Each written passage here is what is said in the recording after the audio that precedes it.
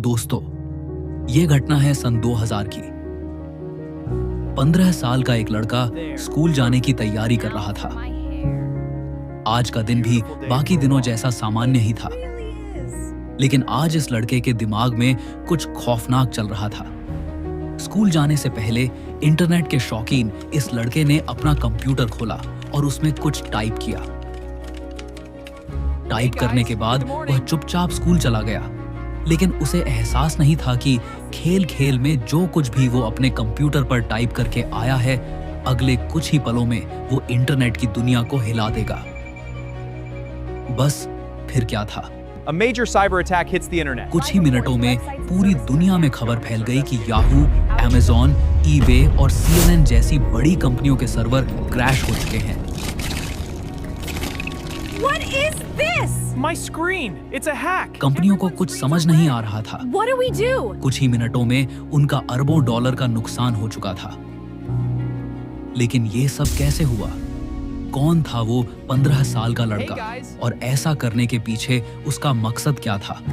जानने के लिए वीडियो को एंड तक देखिए और पसंद आए तो लाइक, शेयर और सब्सक्राइब भी कीजिए।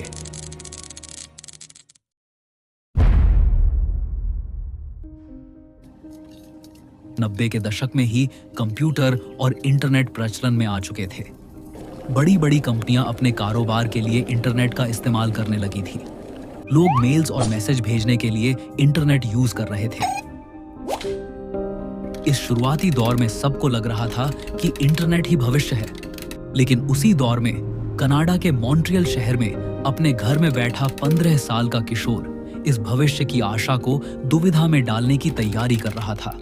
और फिर एक दिन उसने वो किया जिससे एक आम इंसान से लेकर बड़ी बड़ी कंपनियों तक को एहसास हो गया कि इंटरनेट से भविष्य आसान ही नहीं बल्कि बहुत खतरनाक भी हो सकता है। I have no idea.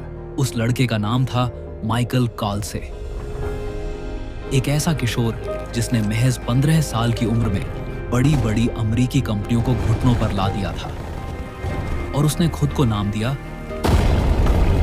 The mafia boy.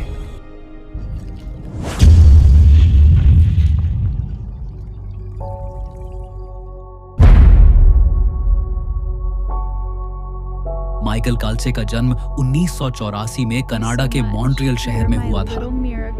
वह अपने माता पिता की अकेली संतान था और इसलिए उसका अधिक बचपन घर में अकेले ही बीता था। घर के आसपास भी कुछ ज्यादा दोस्त नहीं थे। छोटे मोटे खेल खेलकर वह अपना समय व्यतीत करता था। फिर एक दिन उसके पिताजी ने उसके लिए एक कंप्यूटर खरीदा। It's a classic, an IBM from the 1990s. उस कंप्यूटर को पाकर वह बहुत खुश हुआ। उसे लगा कि जैसे उसके साथ खेलने के लिए एक नया दोस्त आ गया हो। शुरुआत में कंप्यूटर बहुत कॉम्प्लेक्स नहीं थी। उस दौर में इंटरनेट भी आज जैसा नहीं था। ना यूट्यूब, ना फेसबुक, ना इंस्टाग्राम और ना ही टिकटॉक जैसे कोई प्लेटफॉर्म। उस समय इंटरनेट एक ऐसी रहस्यमयी गुफा जैसा था जिसके अंधेरे में जवाब कम और सवाल ज्यादा थे।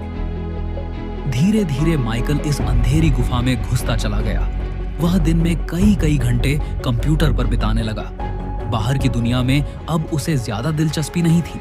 उसे केवल एक ही जुनून था, कंप्यूटर और इंटरनेट।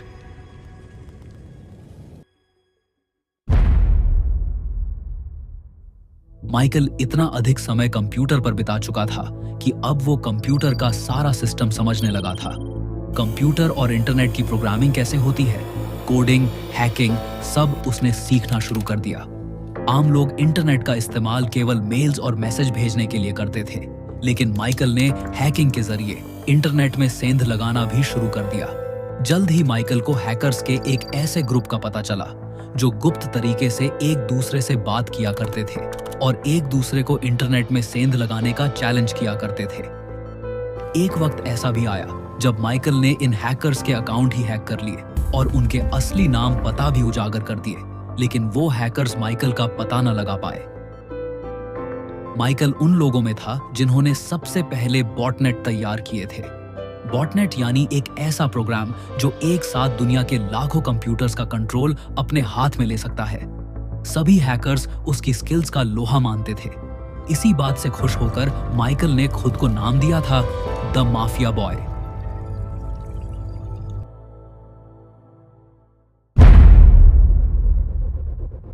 फरवरी सन 2000। माइकल खुद को हैकर्स की दुनिया का बादशाह समझने लगा था। हैकिंग उसके लिए जैसे खेल सा बन गया हो। अब माइकल खुद को टेस्ट करना चाहता था। वो देखना चाहता था कि हैकिंग की दुनिया में उसकी काबिलियत कहां तक है।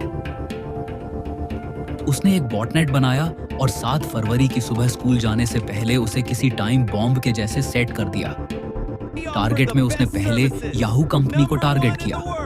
स्कूल से आने के बाद उसने देखा कि उसके सेट किए हुए बॉटनेट ने लगभग 52 यूनिवर्सिटीज के 72 कंप्यूटर्स में सेंध लगाई और याहू मेल में लाखों रिक्वेस्ट एक साथ भेजी, जिससे याहू का सर्वर क्रैश हो गया।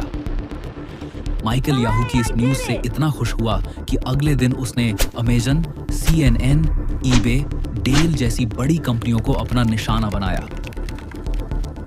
उसका किया हुआ डैमेज इतना ज्यादा था कि इन सभी कंपनियों के सर्वर पूरी तरह क्रैश हो चुके थे।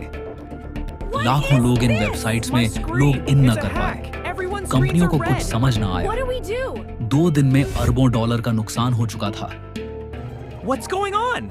My screen went black. Mine too. What happened? Everyone, calm down.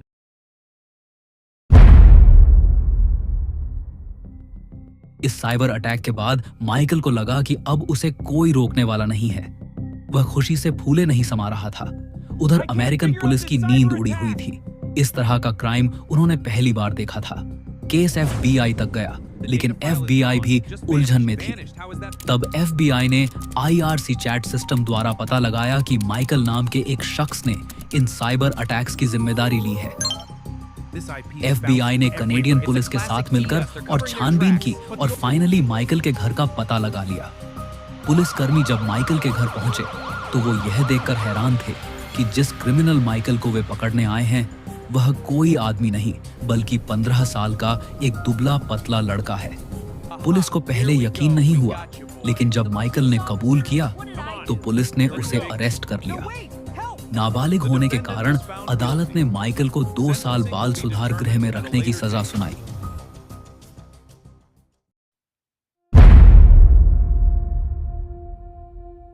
लोगों ने सोचा कि बाल सुधार गृह से निकलने के बाद माइकल फिर से साइबर अटैक करेगा, लेकिन हुआ इसका उल्टा।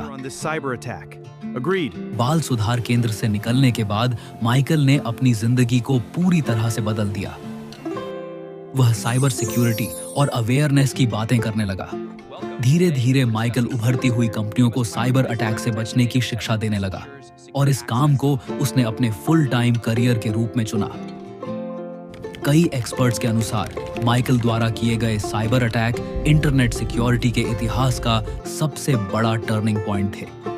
आज सभी कंपनियां अपने अपने इंटरनेट सिस्टम के 100% सिक्योर होने का दावा करती हैं, लेकिन माइकल कॉल्स का मानना है कि ये सभी कंपनियां झूठ बोलती हैं, क्योंकि माइकल के अनुसार आज भी वो पहले से घातक साइबर अटैक कर सकता है, जिससे बचने की क्षमता ज्यादातर कंपनियों के पास नहीं है।